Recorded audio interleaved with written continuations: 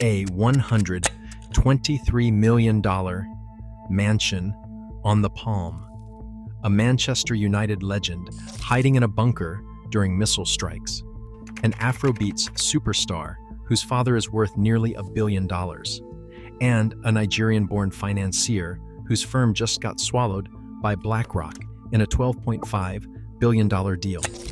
Most people hear Dubai, and they think of Sheikh Mohammed, the Futtaim retail empire, or those Indian billionaires running the gold souks. They are looking in the wrong direction.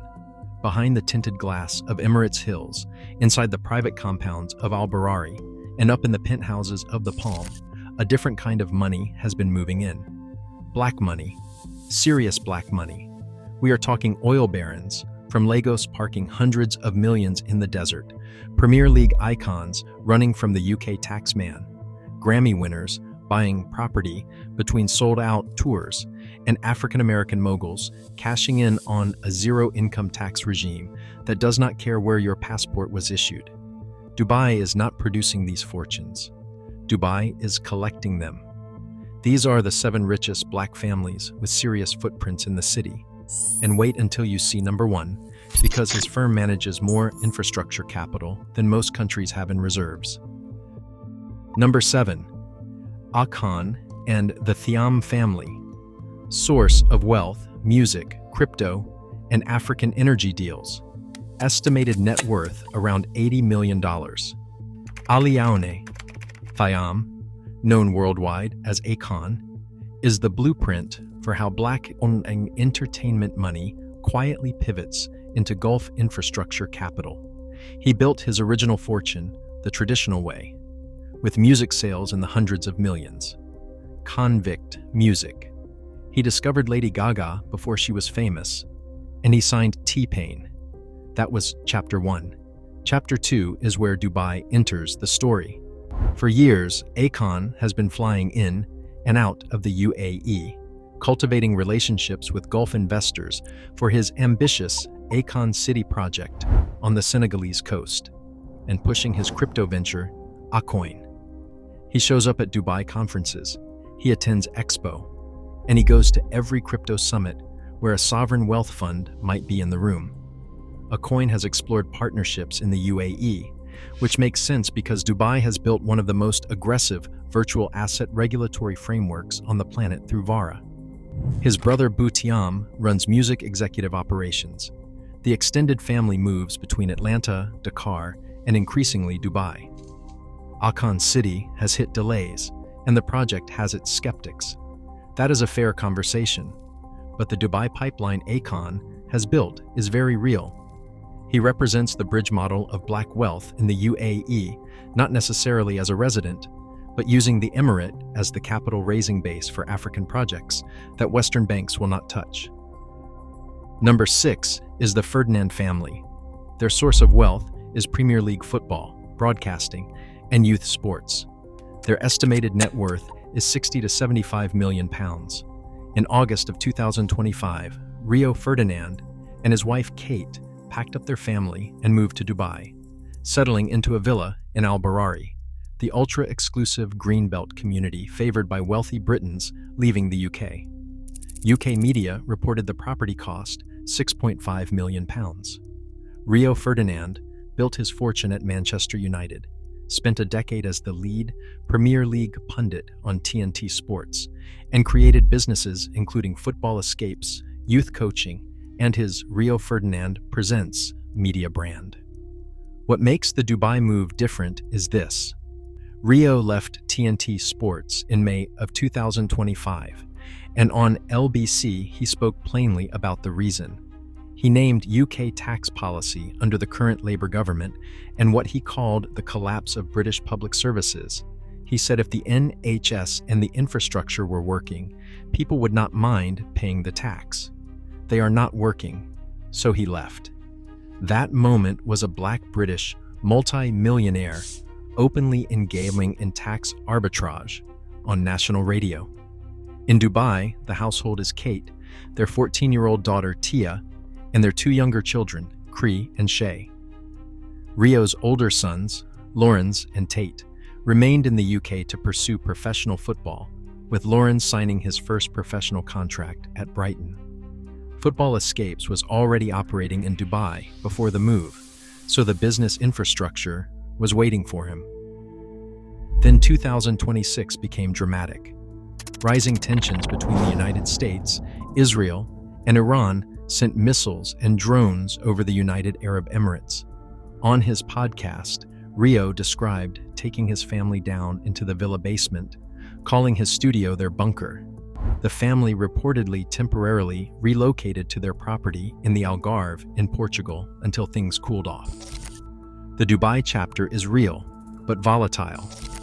The Ferdinands illustrate the tax migration model, established Western fortune, a lifestyle, and tax-driven relocation, and assets spread across Dubai, the UK, and Portugal. Number 5. Davido and the Adelekes family, source of wealth, Afrobeats, Nigerian banking, and higher education. Davido's estimated personal net worth is $80 to $95 million. The family's net worth is reported between $700 million and $1 billion. David Adeleke is the rare Afrobeats megastar who was born into a billion-dollar family before he ever stepped into a recording booth. His personal fortune comes from DMW, his record label, major endorsement deals with MTN, Puma, Infinix, and Access Bank, and a touring schedule that made him the first Nigerian artist to sell out London's O2 Arena 3 times in a row. But the engine of the family wealth is his father, Dr. Adedeji Adeleke. He founded Pacific Holdings and Adeleke University. He is widely reported to be worth between $700 million and $1 billion. One caveat: the Adelekes do not appear on the verified Forbes billionaire list, and Nigerian fortunes are notoriously difficult to audit. His late uncle Isiaka was a Nigerian senator, and his other uncle Ademola is currently the governor of Osun State. This is not just a celebrity family. This is political and banking royalty. Davido lives in Dubai in pieces.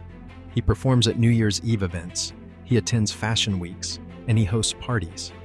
His primary residences are Lagos and Atlanta, but the broader Adeleke family treats Dubai the way American families treat a lake house. It is the neutral luxury hub between home and the West.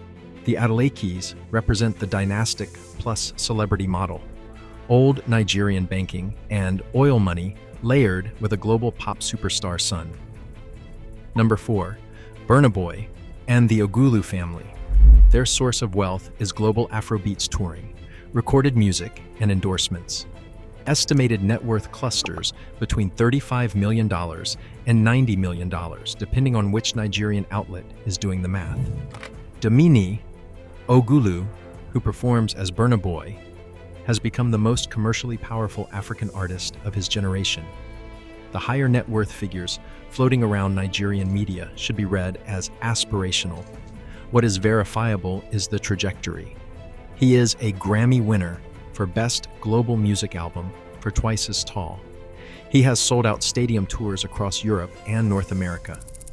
Industry reports put his international performance fees at a minimum of $200,000 to $250,000 per show, with much higher numbers for arena dates. His Dubai connection runs through the stage more than the deed office. He has headlined major Dubai events repeatedly. He has been spotted browsing property in Palm Jumeirah and downtown like almost every major Afrobeats star at this point. His mother, Bose Ogulu, manages him. This is a real family business. His grandfather, Benson Idonich, was a legendary Nigerian music journalist who managed Fela Kuti himself. Whether Burna Boy formalizes a Dubai residence the way Rio Ferdinand has is still an open question. But the orbital relationship with the city is locked in. The Otedolas represent the global black music export model. Wealth is generated through the Atlantic black music economy, with Dubai functioning as a high-paying performance market and a luxury stop between tour legs. Number 3. Mike Adenuga and family. Source of wealth is Nigerian telecoms and oil. Estimated net worth is $6 to $7 billion. Now we leave the entertainment tier and enter verified billionaire territory. Mike Adenuga founded Globacom, the second largest telecom operator in Nigeria, and Common Oil, one of the country's major downstream oil players. Forbes pegs his 2026 net worth in the range of $6 to $7 billion, making him one of the richest black people alive, and the second richest man in Nigeria after Aliko Dangote. His family is an empire in its own right. His daughter Bella Disu serves as the executive vice chairman of Globacom, which makes her one of the most powerful women in African telecoms. The family runs a global asset portfolio that stretches from Lagos to London to the Gulf. Adenuga is famously private. He does not do the Otedola thing, and he does not pose for magazine covers. Public confirmation of a primary Dubai residence for him is thin, and I will be straight with you about that. But the family's UAE business and property exposure fits the broader pattern we are seeing. Dubai is becoming the discreet capital management hub for this tier of African oil and telecoms money. The DIFC Family Wealth Center has been explicitly courting this exact profile. African industrial billionaires looking for a stable jurisdiction outside Lagos, London, or Geneva. The Adenugas represent the ultra-private African industrial model, massive verified wealth, a deliberately low Western media profile, and increasingly Gulf-anchored asset management. Number 2, the Otedola family. Source of wealth, oil, power, and banking. Estimated net worth, $1.3 to $1.7 billion. Now we arrive at the family with the deepest and loudest verified Dubai footprint on this list. Femi Otedola is a Nigerian billionaire. Forbes most recently estimated his net worth around $1.3 billion in the 2026 Africa rankings, down from $1.7 billion the year before, due to Naira devaluation and the sale of some of his Garigu power stakes. He is the executive chairman of Garigu Power PLC, and he is the largest shareholder of FBN Holdings, the parent company of First Bank, the oldest bank in Nigeria. He founded Zenon Petroleum. This is industrial money. Multiple credible outlets confirm Otedola maintains a primary residence portfolio across Lagos, Dubai, London, and Monaco. And his Dubai footprint is not hiding. When his daughter Thiam married the Afrobeats star Mr. Easy in 2025, Otedola hosted the traditional ceremony at the family property in Dubai, and multiple Nigerian outlets reported that he acquired a second Dubai property specifically to host the after-party. Let that sink in. He bought a second mansion so the wedding reception would not have to share a driveway. The family is a wealth ecosystem on its own. His wife Nana, his daughter Florence, known globally as DJ Cuppy, Oxford, educated with her own brand. His daughter Thiam, an actress and style influencer, now married into Mr. Easy's expanding music and investment empire. His daughter Talani, a singer. His son Olufemi, known as Fiwa, whose health the family has discussed publicly. What separates the Otedolas from most African diaspora wealth is how visible the Dubai life actually is. Cuppy posts from it. Timmy's wedding was splashed across every African luxury outlet. Femi himself posts. In February 2025, he hosted Wizkid and Burna Boy at his Lagos home. The kind of cultural convening that tells you the man is not just wealthy, he is a central node in the network. The Otedolas represent the verified African industrial dynasty. Oil and power billions, multi-generational, publicly visible, and using Dubai as a genuine second home rather than a tax hideout. Number 1, Adebayo Ogunlesi and family. Source of wealth, global infrastructure finance. Estimated net worth, around $2.3 billion. This is the most consequential black financial figure on the planet right now, with growing Gulf relevance, and his story is completely different from everything else on this list. Adebayo Ogunlesi was born in Nigeria, the son of the first Nigerian professor of medicine. He attended Oxford and Harvard. He is a former global head of investment banking at Credit Suisse. He is the architect behind Global Infrastructure Partners, a firm that grew into one of the most important infrastructure investors on Earth, with stakes in London, Gatwick Airport, Edinburgh Airport, and massive energy assets around the world. In 2024, BlackRock acquired GIP in a deal that valued the firm at approximately $12.5 billion, with over $100 billion in assets under management. He chaired Apple's board for years. He now sits in the senior leadership of BlackRock itself, the largest asset manager on the planet. Now, I am going to be fully transparent with you. His primary residence is New York, not Dubai. His inclusion at number 1 is on different grounds than the Otedolas or the Ferdinands. Here is why he is at the top. GIP and the BlackRock infrastructure business run through Gulf sovereign wealth capital more than almost any other money pool in existence.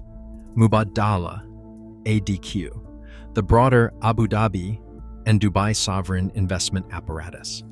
These are massive limited partners in the kind of infrastructure funds Ogunlesi has been building and leading for nearly 2 decades.